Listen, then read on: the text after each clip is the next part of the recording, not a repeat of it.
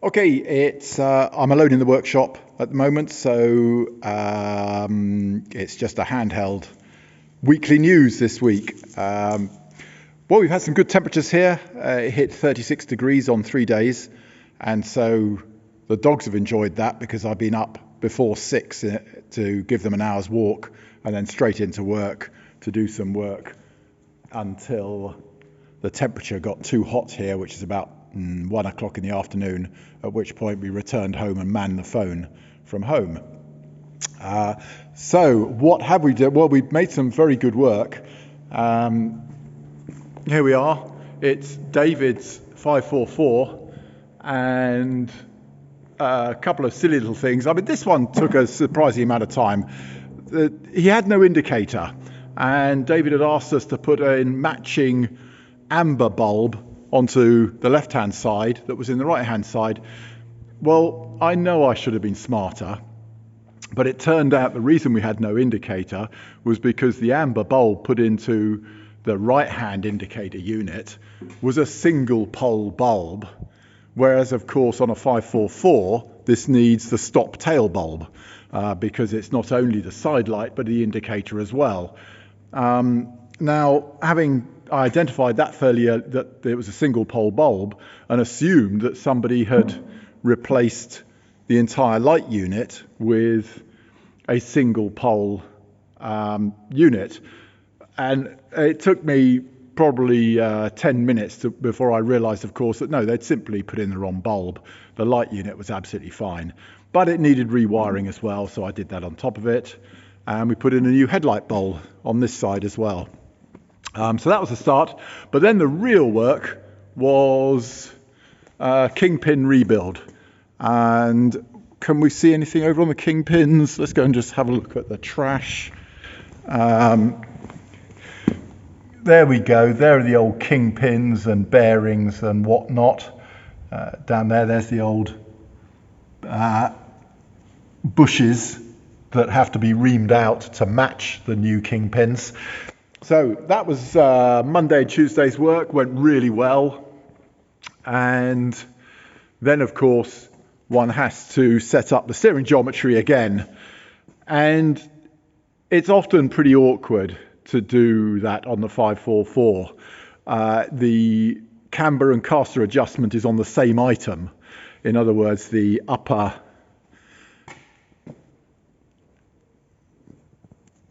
I'll tell you what, let's go and get a lamp. It's on the top of the upright. And there we go. So what you do is adjust this nut here, which does two things. It winds up and down the thread, fore and aft on the thread, changing the caster angle.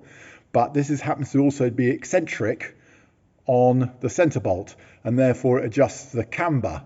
So if you want to move the caster without changing the camber, then you've obviously got to move this 6 flats at a time, or one exact turn. However, this had heavy negative 2.5, and we kind of want less between plus a quarter and minus 3/4 of a degree. So you can imagine going from 2.5 to 0, more or less, is a big change, and the best I could get out of this setup was minus 1.2.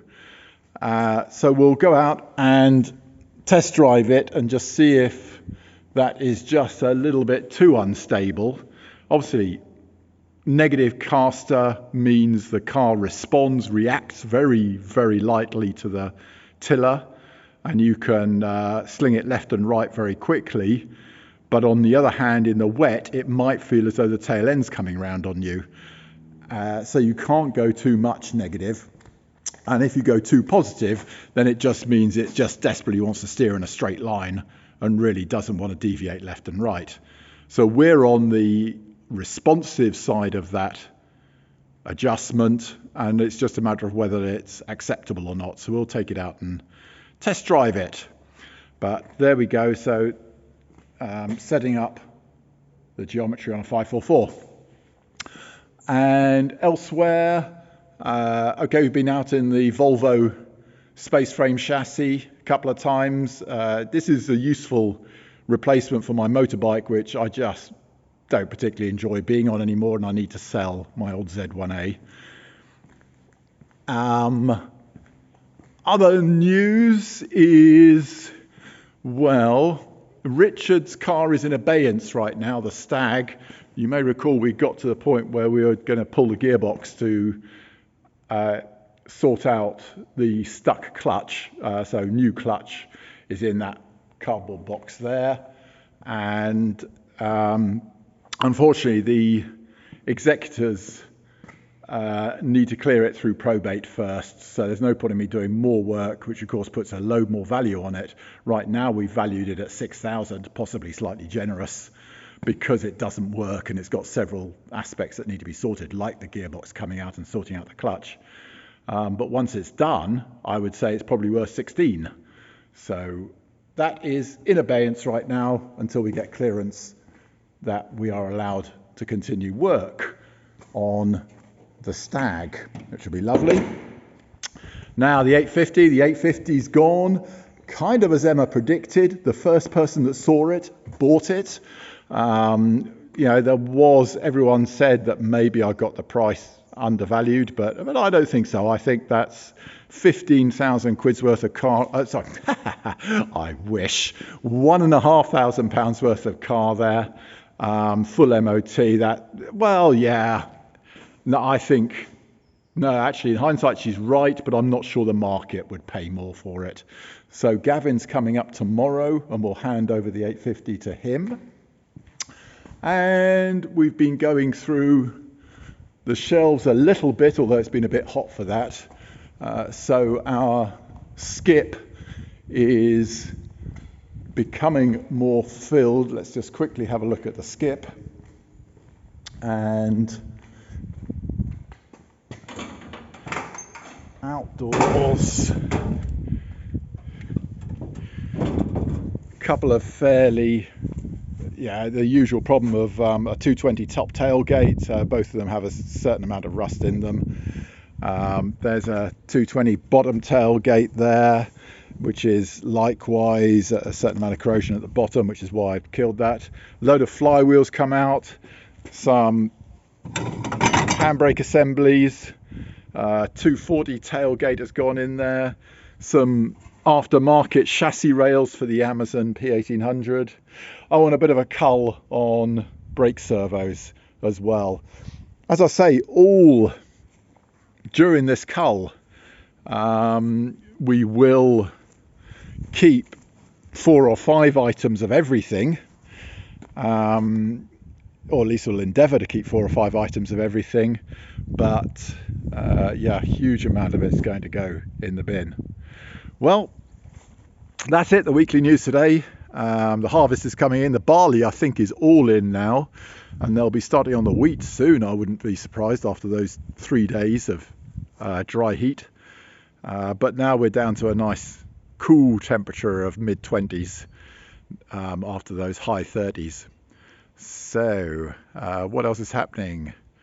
I don't think anything. I'm next out rallying with Gareth in the Amazon on the 7th of August. That'll be up in Yorkshire. We're hoping that I'll be in the country to do the Gremlin later in the month, but I might have to fly out to Germany to deliver a brand new Moody yacht back through the Kiel Canal, across the North Sea to Inverness and down the Caledonian Canal. So we're hoping that's going to be late August, which will allow me to squeeze in the Gremlin rally as well. And I've just arranged with Simon Heath, our local friend, that he's going to try his hand at navigating on a local 12-car rally. So we'll take out the the PV, and just do a local event there. I'm sort of trying to persuade Emma that she might want to do it, actually. So she won't want to drive, and then I'll take the dogs locally for a huge walk. But we shall see. Well, there we go. That's the news as it stands here at Amazon Cars. Hope you have a great weekend and talk to you next week. Bye.